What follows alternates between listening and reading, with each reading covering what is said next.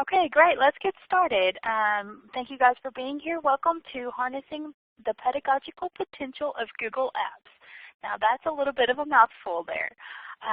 But what we'll be talking about today is just a very brief overview of Google Apps. This is one of those webinars where at the end hopefully you have some applicable things to try.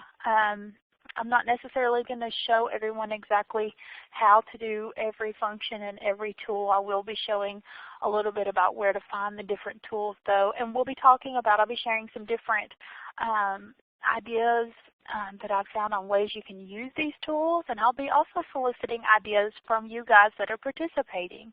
So as you have ideas, I'll be asking you to share those with everyone here in the conference today. Share those ideas with each other. So we'll go ahead and get started. The first thing I definitely want to show is how to access Google Apps. I know some of you on here may be going, well, I know how to access Google Apps. I've been doing this forever. But some of you may be going, well, I hear the word Google Apps, but I don't actually even know where to find them. And so that's where we're going to start, and then we'll start looking at some of the different apps that are available. So I'm going to share my screen with you guys for just a minute. Before I do that, I do want to point out on the slide here you see, I'll be sending this presentation to you guys so you'll have a reference you can take notes on and things. But on the slide here you see there is a web link here on the side, gmail.uca.edu, and you may be going, that's not Google Apps, that's our Gmail. Well, that's where you can start to, the most easy place to start to access your Google Apps, because most of us are in email basically all day, every day. We have it up on our computer most of the time. So once you're in your Gmail, you can come up next to your image and your name, and there's a little apps icon, and that's where you will find a list of some different Google apps that you may recognize: Gmail, Calendar, Drive, maybe some others you've not seen. And if you click on more, there are a whole list of other apps available from there as well. And so that's how you can get access to all the different Google apps available. Some that lend themselves well to pedagogy and some that don't. So I'm actually not going to use AppShare just yet.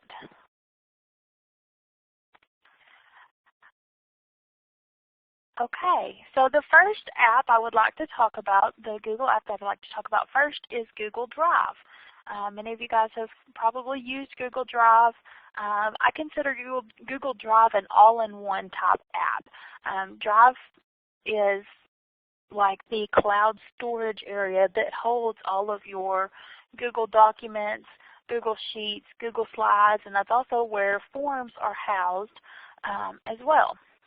And the dotted line back to Sheets from forms, if you play with forms a little bit, you'll find that any submissions to your forms, surveys, however you use those, will come into a Google Sheet in your Google Drive. And so it all kind of works together. They all are part of the same thing. And so you can get to all of your doc sheets, slides, and forms from Drive, or you can get to them by going directly to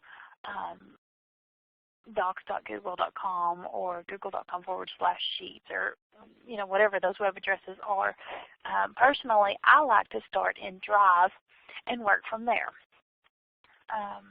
just because it just makes more sense for me, for my workflow, to start in Drive, and then I can get access to all the different things in my Drive that I want access to. One question that I have heard in regards to Google Drive and Google Docs and all these different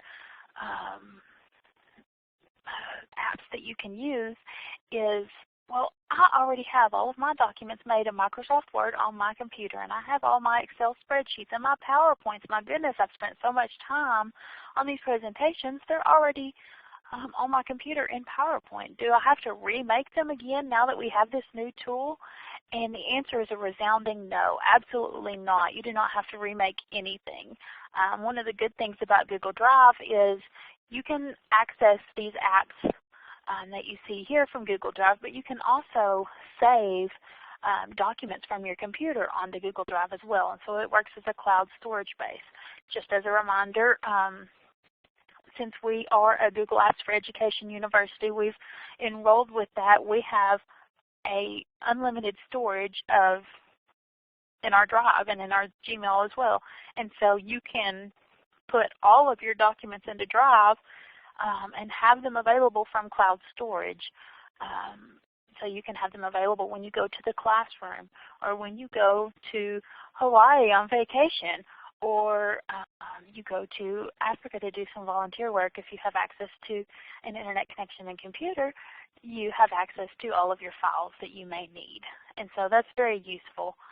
You don't have to be stuck in your office anymore. I have found for daily working with Drive just some things to share that aren't necessarily pedagogical, but it makes the rest of it work better.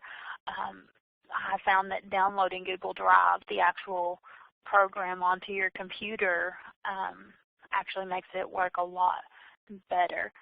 And you can save things into My Drive, and then it flows a lot better if you have it on your machine, and it's a little bit more fluid. And so I think you will like that if you begin using it and you haven't yet.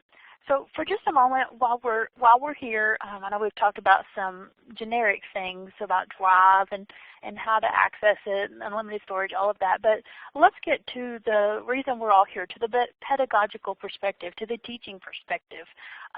What can you do with these different tools for your students? How can you use it to improve your teaching? And that is one area where I believe Google really excels and is providing us with a great amount of flexibility and ability in general to interact and collaborate with our students. And I absolutely love Google for this. Google Docs. We'll start with Google Docs.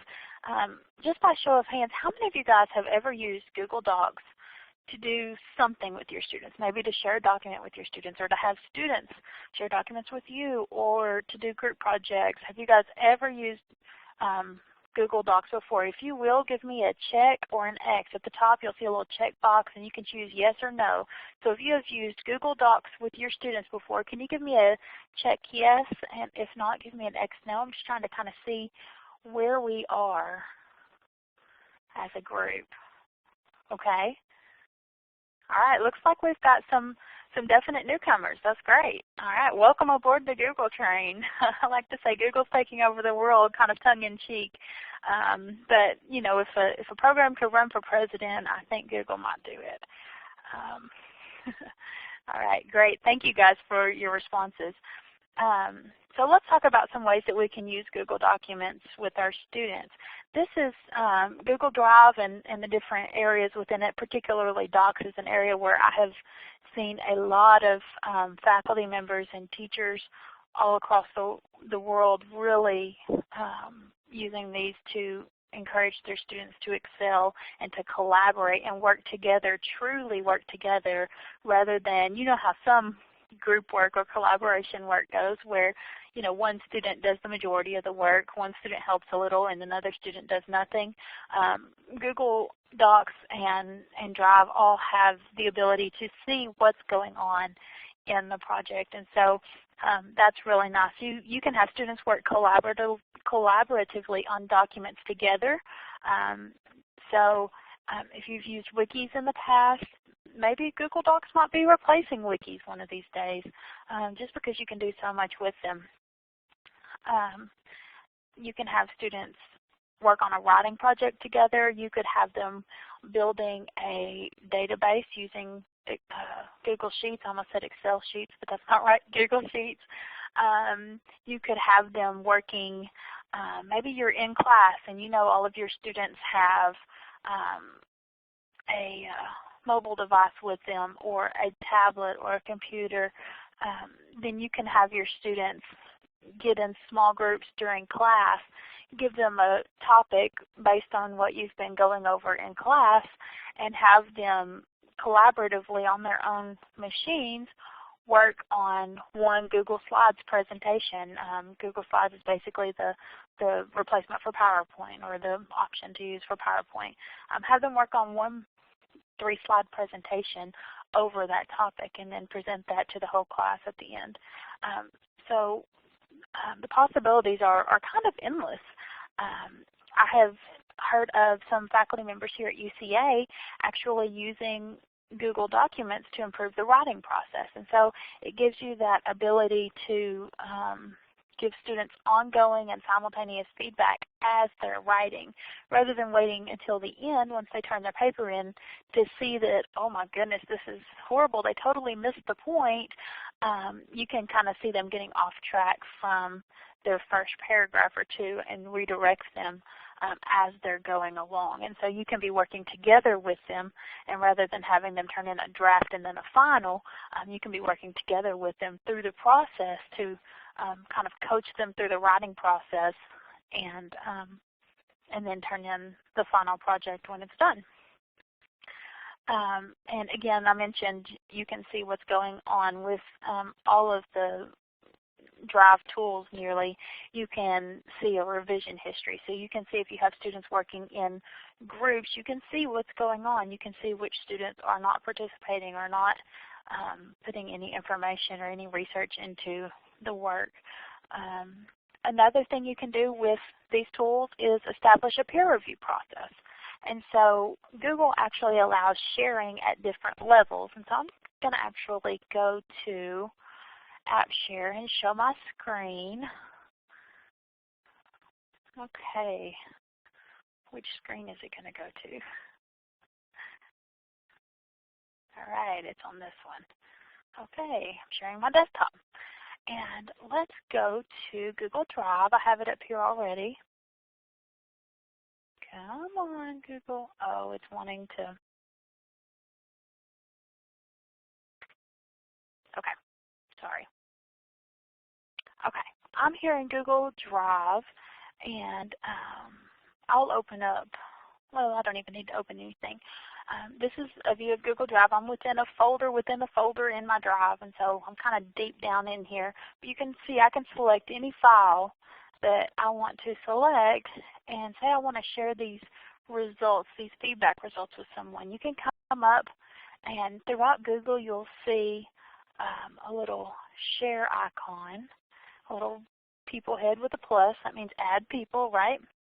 And you can type specific names in here. So I saw Nancy joined us. Welcome, Nancy. So I could share this document with Nancy Gallivan, and I could keep adding multiple people. And from this area, you can actually choose what level of sharing you're going to offer her. And so I could let her edit this document, but you know, these results are pretty set. I don't necessarily want her trying to change anything because she didn't do this research, so really she doesn't have any need to edit it. So I'll just give her commenting access. That way she can comment on the different areas and say, oh, well, you know, this is really surprising that you got this result. And this is the same way that you can use peer review.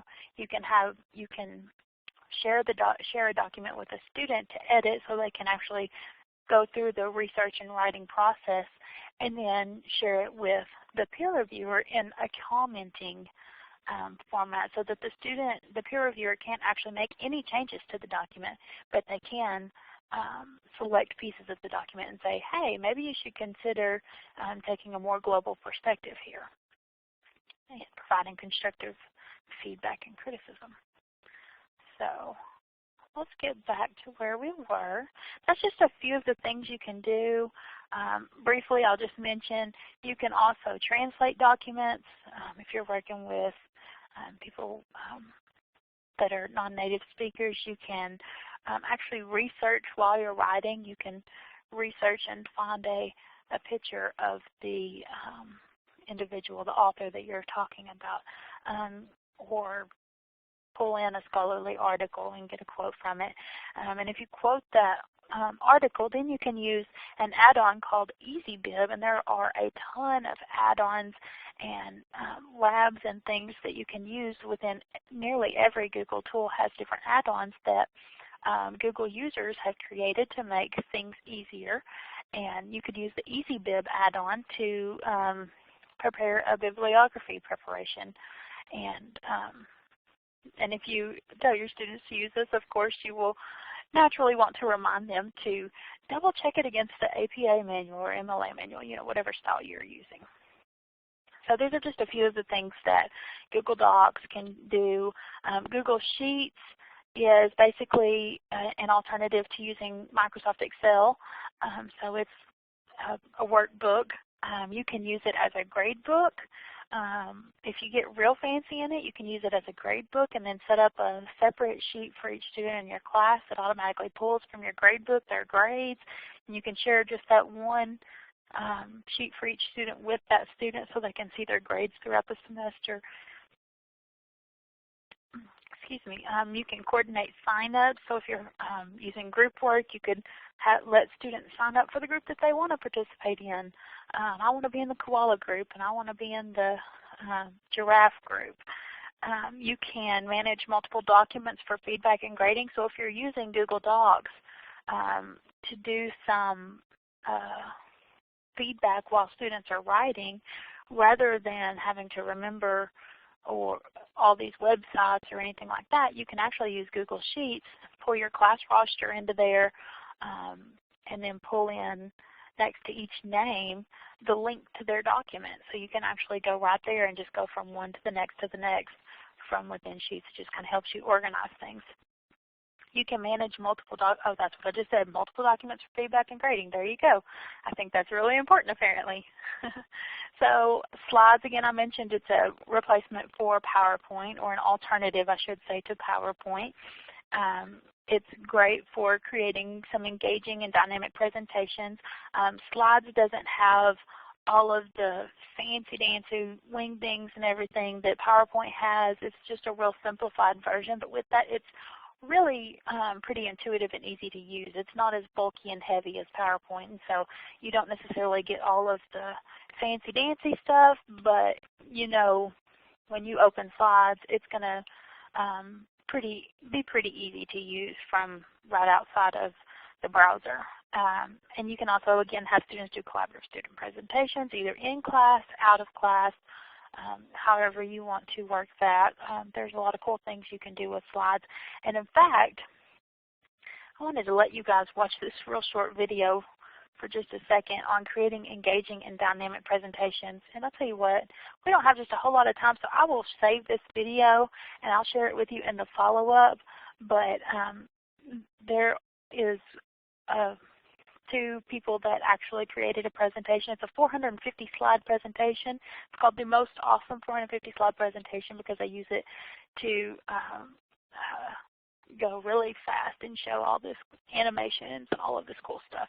So it was pretty neat. I'll share it with you guys in the follow-up email. It's a lot of fun, but it's not necessarily all that applicable to pedagogy unless you're, in the creative area of having students do things like that. So that'd be awesome. Forms. Lastly, we'll talk for just a second about forms. Forms is just what it sounds like. It's a form that you can create to have students fill out or colleagues fill out a survey. It's good for creating polls and doing some formative assessment. So maybe at the beginning of class you want to do a pre-assessment, so you can have students get on their mobile devices, shoot them the link real quick to this form, and have them do a pre-assessment to see what their understanding is of today's topic. And then as their checkout ticket to get out of class, they have to do a post-assessment, and you can see their change over that class period or their change over the week, however you do that, to see what kind of improvement they're making in their learning. So you can use polls for quizzes, assessments, surveys, student interest surveys. So if you want to know if you're going to try to use some of these things, slides, forms, documents in class, then you could do a student survey at the beginning of the semester and have one of your questions be, do you have a mobile device that you'll be bringing to class with you, either a tablet or a phone? Do you use Android or iPhone? Some of these things can be important at different times depending on the different Web 2.0 tools you're using. I will say that most of the Google tools will work androgynous of the device. So they'll work on a computer, a tablet, Android, iPhone, it doesn't matter. They all work. They work on all of them the same. And Forms especially has a lot of really cool add-ons that you can get. You can use the Flubberoo is what it's called, F-L-U-B-A-R-O-O, Flubberoo add-on, and it supposedly does grading for you. So if you do some assessments and quizzes in Google Forms, then you could have it grade for you.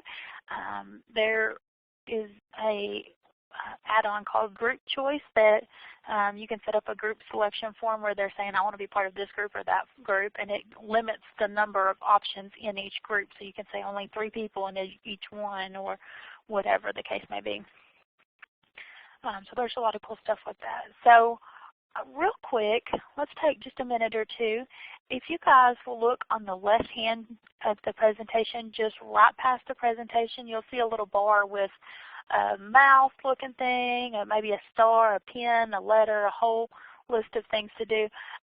If you will select the letter or the text, that will allow you to actually type on my presentation here. And I want you guys to share for just a minute a way that you plan to, or you might think about trying to use one of these 4 tools, or 5 I guess if you include Drive as a whole, a way that you think you might try to use one of these tools in the future in your classes or in your, preparation as a faculty member, You can use it however. So if you'll click the little letter on the left-hand side, you can come out here and start typing anywhere on the slide. There's good, nice white space on this slide. All right, we've got a brave soul trying. Thank you, David. Others, please join in. Oh, great, good. The survey and poll function in Forms is attractive. Yes, absolutely. And it's relatively easy to use for a short form. You get into long forms, it kind of gets a little bulky, but it's really pretty useful. But for a short form, it's pretty easy to use. Co-author documents, great. Google Docs absolutely excels at that. I don't know that there's another tool that is as good as Google Docs at co-authoring. Docs can be used to write a manuscript collaboratively with students. Perfect, perfect, absolutely. Docs is a great tool for that. Awesome. Thank you guys for sharing. All right. Well, let's keep going. Let's look at some class management type tools. These can be used. These could be used for some collaboration, but not so much collaboration as just kind of managing the classroom. Michael Mills did a session just this week for us on Google Classroom, and he also talked about Google Hangouts and some different things that he's used in his classes, and he believes in using whatever tool works best for his students. And so he's trying out some different things, and that's great. I applaud him for that. Google Classroom is a kind of an alternative to Blackboard. It's not, again, kind of like I mentioned on slides, it's not as heavy, it's not as bulky, but it doesn't have full features as Blackboard does, of course. But Google Classroom allows you to give and grade assignments.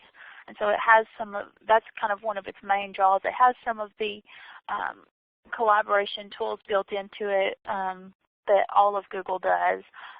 But one of the Classroom's major benefits is being able to give and grade assignments.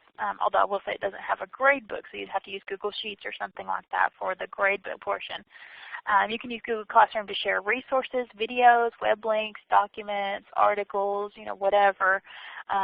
It is a more linear view like an LMS, like a learning management system like Blackboard. It's kind of linear. Google Classroom is very similar in that it feels like an online classroom. And so that's one tool you can use, a Google app you can use for education. Another one is Google Sites. What Google Sites is it's a web creator. It's a web page creator. And so you can use Google Sites to create a class web page, and you could build your own learning management page. Instead of using Google Classroom or Blackboard, you have maybe more specific things you want to do that you would want to try this. You could build your own class website using Google Sites. You could create a personal web page or have your students create a personal web page. You could even use it. I've seen this a lot going through the interview process right now with some folks. A lot of people have been using Google Sites and different website creators to create VITAs, online VITAs, and portfolios, things like that. Since that's becoming a bigger thing and it's easier to make portfolios online and things like that, that's something you could even encourage or require your students to do as part of your class. Maybe if you're in a capstone class or one of the higher end classes, you could have students create a portfolio, a professional web page of their own where they document and show their abilities in the field that you are in or that they are in. And you can also use it for group projects, kind of like a wiki. Again, a lot of these, because there's so much collaboration available, a lot of these kind of are replacing the idea of the wiki. But you could have a group create a web page. You could even use this for service learning. So if you have, you have a group of students that are working with a nonprofit organization that doesn't have a web page, nor do they have the money to purchase a web domain or a web page or anything, the students could use Google Sites to create a web page for them and include even some foundation type things and stuff like that in it. So there's the possibilities again are truly endless. Google Calendar. Now, you can use it as a calendar. You can manage your own schedule in Google Calendar, of course. One of the great things about Google is that you can share your calendars. And so if you have shared resources that you share in your department or in your college, you could create a calendar for that shared resource. Maybe it's a classroom, or maybe it's a iPad lab that you roll around, or a video card, or I don't guess anybody has video cards anymore, do we? Just kidding. But any shared resources that you have, you could create a calendar for that, and everybody could say, okay, I'm going to check it out on this time and day because nobody else has it. And so everybody could see that. You can also use the calendar to map out lesson plans for your courses. So that's one pretty easy way to kind of keep on schedule and easily move your schedule. You can use appointment slots actually for advising or office hours, so you can create appointment slots and then share that link to those appointments with your advisees, and they can sign up for the advising appointment that works best with their schedule. So you kind of set that and they stay within those confines. They sign up for it. You see who has signed up for which schedule, and so you know that this 30 minutes is going to be Julie that I will be meeting with, or whomever. You can manage a class calendar actually with due dates, presentation dates, your reading schedule, everything that will be happening in the class. You could create a class calendar in Google and share that with all of your students so they can learn to manage their time in life with a calendar as well. So you can use it for a lot of different things. And you can have students or other faculty members share their calendars with you as well, depending on what you guys need. Group projects, you could use a calendar within each group and have them share it among each other to make sure that they're keeping up with deadlines, so on and so forth. Hangouts, Google Hangouts, I think it used to be called Google Talk. It's now Google Hangouts. This tool is something that I'm kind of hearing a lot of buzz about across campus from different faculty members in different areas all over campus. Google Hangouts allows you to have, I've heard 10, I've heard 15, I've heard unlimited people join in. I haven't played with it with a big group enough yet to know exactly how many people can come into a Hangout at the same time. But you set up what's called a Hangout. It's like a room where everybody can come together and turn their webcams on and chat, visit about whatever topic. And so you could use Google Hangouts to invite a guest lecturer into your classroom. If it's a face-to-face class, you could use the Hangout between the classroom and the one person, or you could use Google Hangouts if you have a student who has had, heaven forbid, an accident of some sort, isn't able to come to class, but is still able to participate at a distance, you could use Hangouts to facilitate that. You could use Hangouts to host virtual office hours. My last session was on that a couple weeks ago on virtual office hours, and so you could use Google Hangouts for this purpose as well. It can be used with student groups, again, group projects, collaboration. You'll see this a resounding theme in Google Collaboration. Student groups can meet to talk about different projects or study together, study groups. Maybe, I know, I'm thinking back to my undergrad, and a professor, Dr. Whittingham, had us do literacy circles, and so we could use Hangouts nowadays to do our literacy circles and all actually talk in a circle in a group together about what we've been reading. So just kind of some of the ideas. Before I move on from here, let's have an application moment again. Grab your little top button, and in any of these areas that you think you might try something, tell me something that you're interested in or you might try. There's no commitment here. Just get you to thinking. Maybe an idea that I haven't mentioned, of course. If there's something you think it might be useful for, let's talk about it. That's great. Share some different ideas and resources with each other. Creating a personal web page, absolutely. In fact, I was looking back at mine today in preparation for this session, and I was like, oh man, I need to go back and finish that.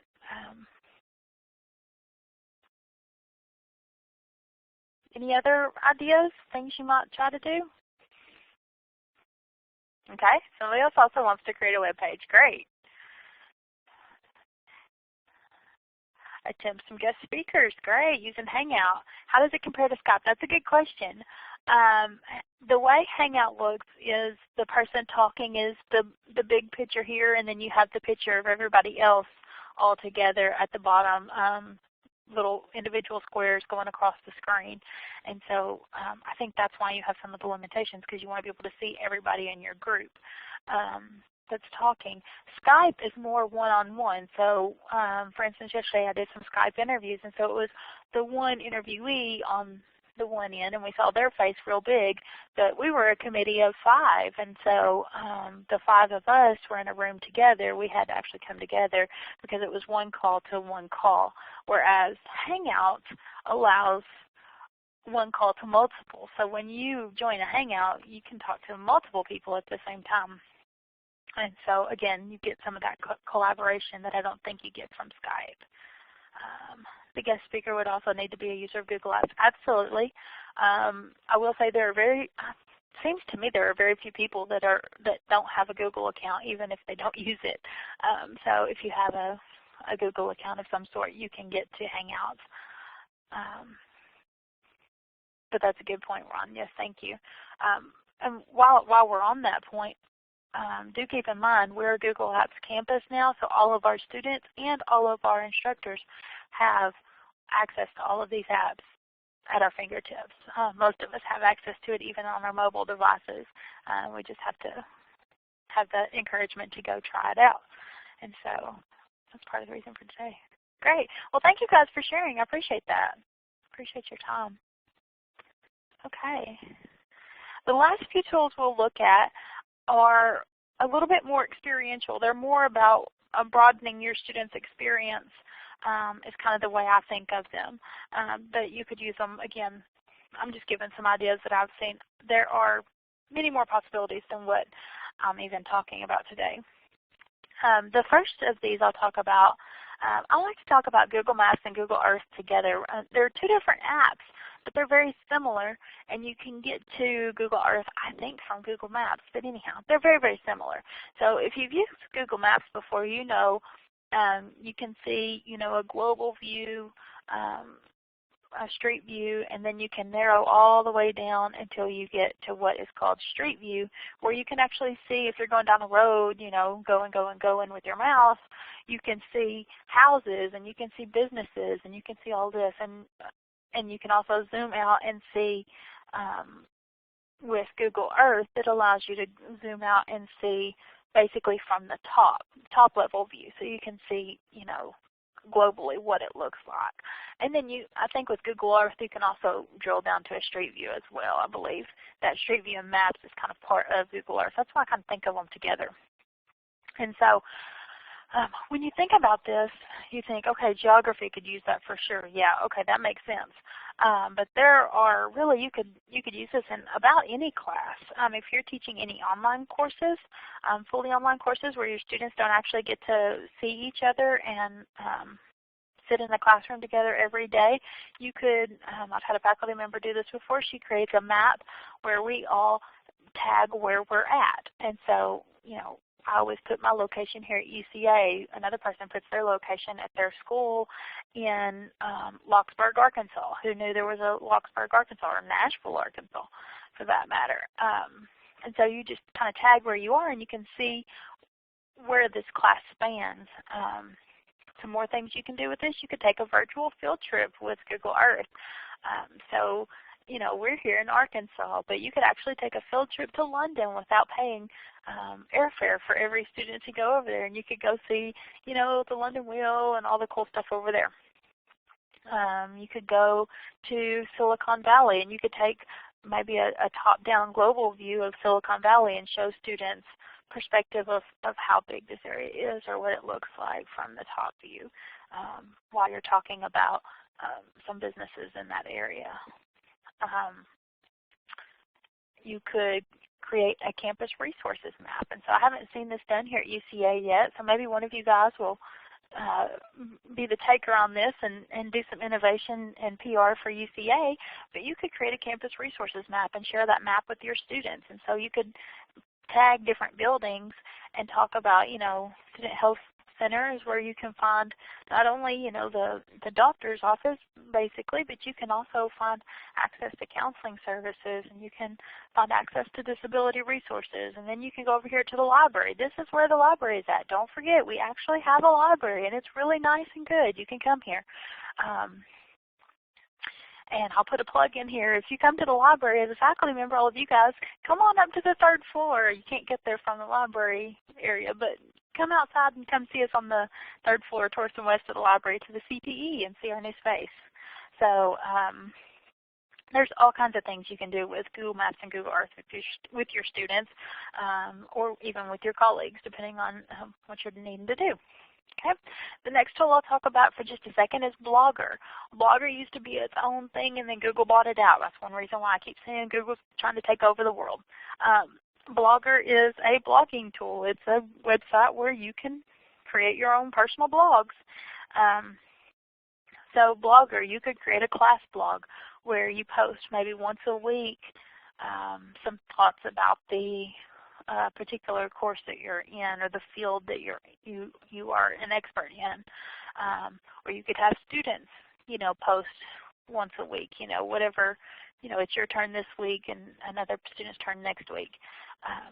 You could have students create their own blog and practice professional writing in their field writing. You could even go a step further and have students follow some different bloggers in their field, kind of, you know, really look at their writing style and look at the things that they talk about and have them model after these really good bloggers. You could either let them find bloggers and you approve them, or you could let them, or you could give them a list of exemplary bloggers and then have them create their own blog and model after those people. I don't know if Blogger allows closed blogs or not. I'd have to check into that. That's a good question. I'm going to make a note of that and see if I can't find out and maybe send that in a follow-up email. Class only, question mark. It's a good question, Ron. Thank you. I think it's by nature public, but most things in Google you can make public or private, or just, you know, private, but those who have this link can access it. So I'll look and see what different options are available there. Good question. So Blogger is a pretty cool tool you could use. Google Plus, this is something Michael Mills talked about. He's used this for a couple years before Google Classroom came out. And he referred to Google Plus as a more social media style collaboration. It looks kind of like Pinterest is kind of the feel you get when you're on Google Plus. And he would create Google Plus pages for his classes and have all the students join that class, join that page. And then he would share out resources, and he would require them to share out, so many resources. But he found, because of the feel of the class and kind of some of the view of it and things like that, he actually found that students started spontaneously sharing out resources to the class as they found things that were useful for the class or funny about the class. So they might share out a meme that is, referring to the field but also quite hilarious, maybe showing some of the quirks of the field or of people in the field of the field that you're in. So that's one way he's used Google Plus. He actually does grading, kind of feedback and things through it and all kinds of cool stuff. So that might be something you might be interested in checking out. Google Search. I know this is like, okay, well, we're back to 3rd grade. We're going to use Google Search. But there really is a wealth of information out there, good and bad. But with that, you could teach your students to be researchers. You could teach them research skills in class while you're talking about research skills, while you're talking about good resources and poor resources. You could have students pull out their phones in class while you're talking about it, give them 2 minutes and say, okay, find the best resource you can on such and such. Or maybe a student asks you a question in the middle of class. What year did President Nixon become president? And it's such a specific question that you're like, I should know this, but I don't. Well, rather than feeling embarrassed, say, hey, that's a great question. Why don't everyone in the class pull out your mobile devices and find the answer to this question? The first person to find the answer and share it with everybody gets a Snicker bar or whatever. So you can use this for a lot of different ways in your class. You can also teach Boolean skills that way. So if you're teaching students how to search effectively, you could do that with Google Search. There's also a thing, I should have put it on here, called Google Scholar. And it's through search where it actually looks at scholarly resources. It looks at journal articles. It looks at books. And, it brings back only the good stuff. It doesn't bring back, blogs and stuff that are, sometimes questionable. And so you could use that with your students as well and teach them some of these research questions. So have live research in class. Why not? Give your students the wheel a little bit. All right, next tool, YouTube. We all know how to use YouTube, right? We use it all the time. We use it to show videos in our class. Well, in addition to showing videos in your class where you can bring experts from the field into your class without paying for their airfare and hotel, that's a great use for it. You can also, I'll say YouTube integrates with Blackboard really well. We'll add that in real quick. But you could create YouTube videos yourself in your course. And so you could create web introductions. You could do a module overview of each module and say, here's kind of the overall idea of what we'll be talking about. And we'll be delving into this subject and this subject and this subject, which all tie into this big idea. You could do a syllabus or a test review video. So, if students a lot of times, before the midterm or final, they're, really anxious about the test, but you don't really have time or want to ask students to come back to class, maybe you could do a video review of the test. All kinds of different things you could create. In addition to that, you could have students create videos for your class. And so I've heard, I was talking to a nursing professor yesterday just saying that she has her students actually video themselves doing an assessment on a patient and then critiques their assessment both on the more hard skills of, did you do this right, did you do that right, Was this the correct assessment based upon what they were telling you, things like that. But then also on their soft skills of, okay, did you handle yourself professionally, things like that. You can have students create videos, presentations, all kinds of things. You could, again, have a guest lecturer come into your class this way. This wouldn't be live, it would be recorded, whereas Hangouts, you could bring a guest lecturer in live. Okay, so think about the difference there. You could use some different Web 2.0 tools, slideshare.com, or some different tools out there available to demonstrate how to use a software that students have problems with, maybe a SPSS or something like that, how to work out these statistical problems and do the math or whatever you've got going on, how to access library resources, how to find their way around your course, all kinds of things. You can also use YouTube as a video repository, and so you can create playlists in YouTube and share that playlist with students, and then they can go through and see, oh, okay, I want to access this video, and this video this week, or whatever. So it's pretty cool stuff. Last thing, we're almost done, is Keep, Google Keep. I had not actually heard of this prior to yesterday, and I opened it up and I was like, this is really neat. Google Keep is kind of like a pin board. I'll show it to you real quick.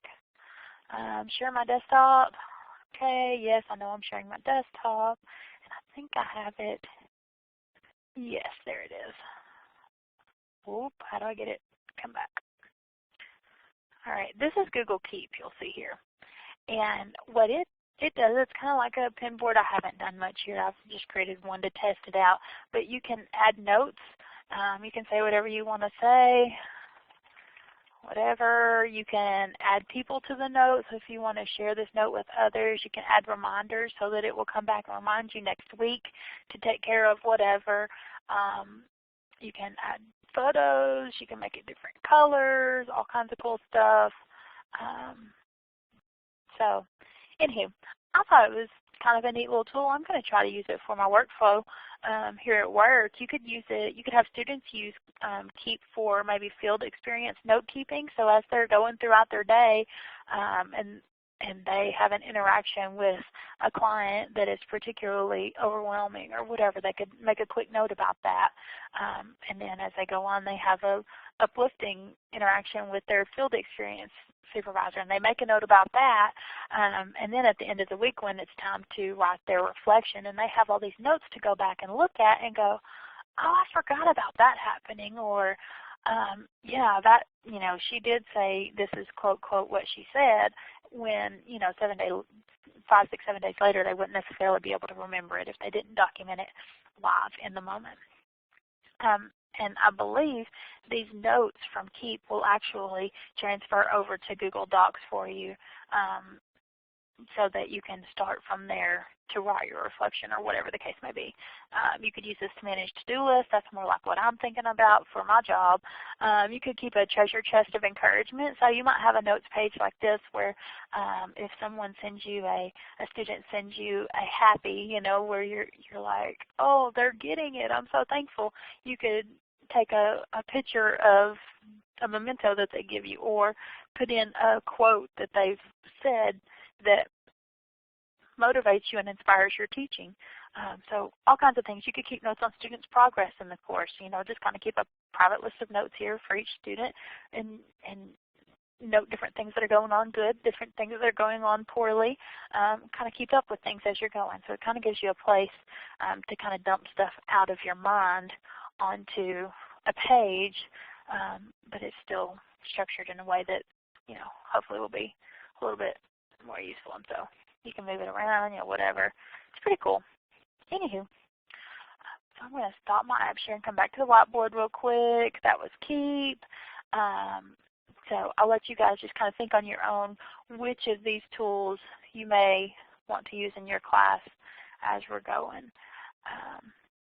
So we've got about 7 minutes left. I'm going to just share some of these resources with you. There's one other thing I want to show you real quick, the Google Tips Library. I found this when I was researching for this presentation today, and I was just really impressed with it. I thought it's a fun little place to go to find some good ideas real quick, so I'll share that real quick. come back to desktop, and here it is. Here's our featured tips. And so you can look here, and I'll send these resources to you guys, so you'll have the web link you can actually click on. But here's the list of featured tips. You could look based on product. So if you're like, okay, I'm wanting to use Google Docs particularly, and so I want to know some tips on using Google Docs. So you'll see, here's a way to integrate Docs with Calendar, attach discussion items and other files to your events. So that's good to know that you can do that. You click on it. Here's the description of what it can do. Here's the instructions of how to do it. And so that's pretty nice. You come back out. Maybe you want to look under benefits, and there's 3 different options here that I really like.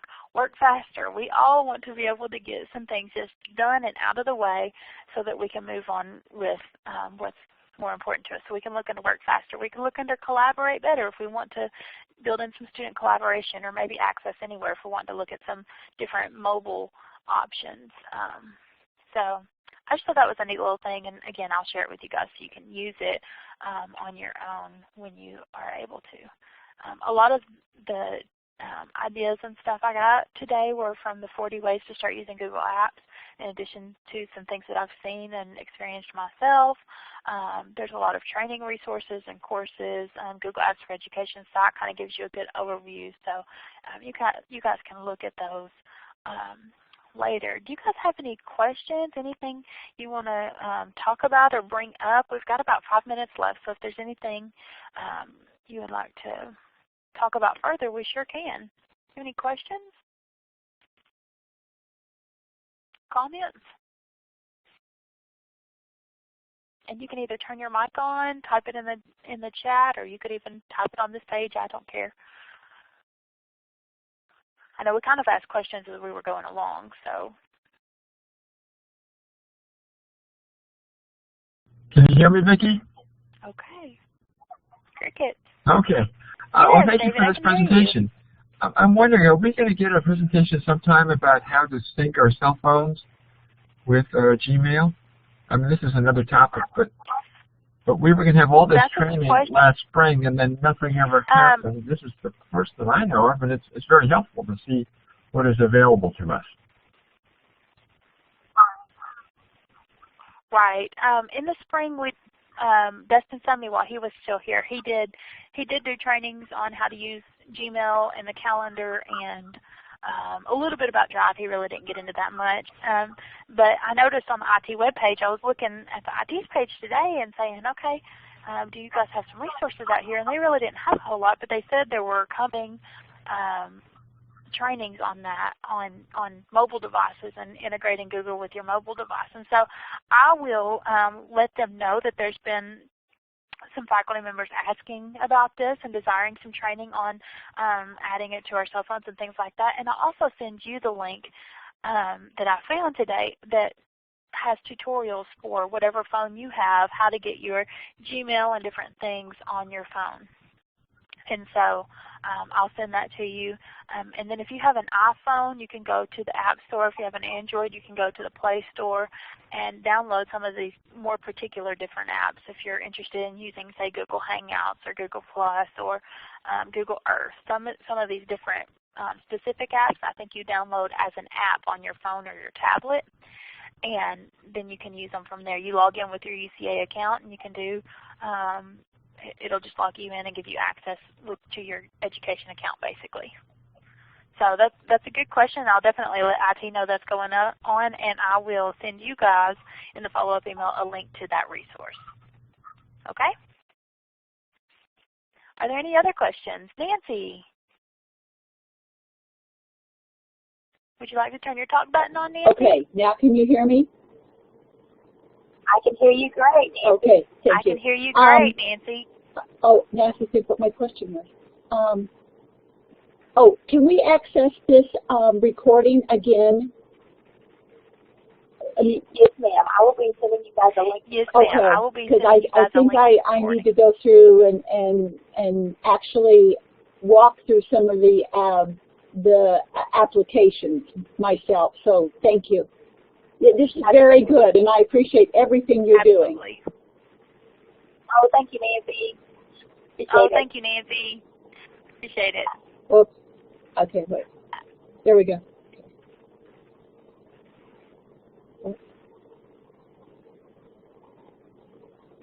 Nancy, if you're finished, you can turn your talk button off. Nancy, if you're finished, you can turn your talk button off. There you go. Okay. To answer your question, I was getting some feedback, so I kind of wanted to wait to talk a little bit. But I will be sending you guys a link in the follow-up email. It may be a day or two from today, so I can get it all processed. But I will be sending a link to a recording of today's session.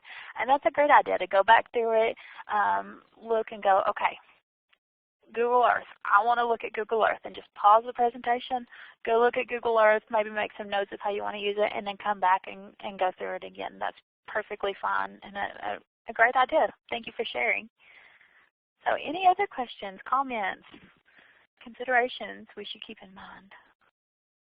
All right, one last thing about Google before I wrap this up. If you guys, UCA's only had Google Apps for Education for a short period of time since this spring. You know, it's really short. So if you guys find something, just yesterday I dealt with this. A faculty member came to me and said, hey, this isn't working. It says the moderator has it turned off, or the administrator has this feature turned off, and I really need to use it for my students for this. If you find something like that, feel free to come to me. You can go directly to the help desk and say, hey, look, I plan on using this for my teaching, but I can't because some setting is turned off or I don't have access to this. Feel free to let them know, because I think all the folks over in IT are also learning how these tools work on the administrative side as well. So feel free to send them an email or send me something, and I can communicate with them about the needs that are out there. Okay. With that said, in the follow-up email, I'll also be sending you guys a link to the evaluation. I'm going to go ahead and pull up the evaluation. Before I do that, look here, you can contact me, connect with me on Twitter, contact me anytime. That's what I'm here for, is to support you guys. So thank you so much for being here. Thank you for your time. And if you will, I'm going to bring up WebTour and pull in the evaluation. If you will, fill this out. I can't see what you're doing. You can actually click and type and scroll on the screen. Your screen has now become a web browser. Feel free to fill out this evaluation, and when you submit it, it'll come to Ms. Marsh, and she'll take care of it for us. So, and I'll be sending this in the follow-up email as well. So thank you guys so much for your attendance, and have a great day. Thank you, Vicki. Thanks, David. Thank you. Nancy, yes, ma'am. Nancy, yes, ma'am. Thank you.